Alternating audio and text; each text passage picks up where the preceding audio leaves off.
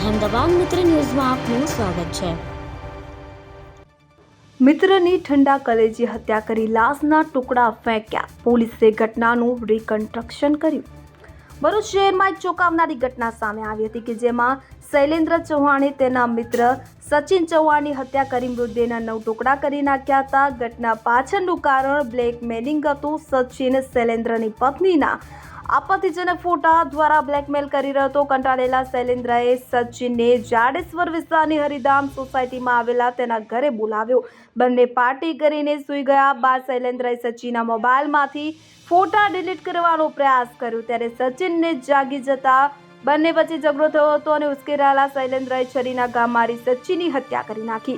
હત્યા બાદ શૈલેન્દ્રએ મૃતદેહના 9 ટુકડા કર્યા તો બાદમાં તેની તબિયત ખરાબ થતા તે સાઈ મંદિર પાસેથી દવા લેવા ગયો હતો। ત્યારબાદ ચામુંડા માતા મંદિર પાસેથી આરે તુલસીધામ પાસેથી પ્લાસ્ટિકની થેલી અને દાંડિયા બજારમાંથી મહિલાનું ગાઉન અને મોજા ખરીદ્યા બાદ સચિનના મૃતદેહના અલગ અલગ 9 ટુકડા કરી મહિલાના કપડાં પહેરી મોપેડ પર ભોલાવજી એડીસી વિસ્તારની અલગ અલગ ગટરોમાં મૃતદેહના ટુકડા ફેંકી દીધા હતા, જેમાં મૃતકના ભાઈની ફરિયાદ બાદ પોલીસે શૈલેન્દ્રને બિહારથી ઝડપી પાડ્યો।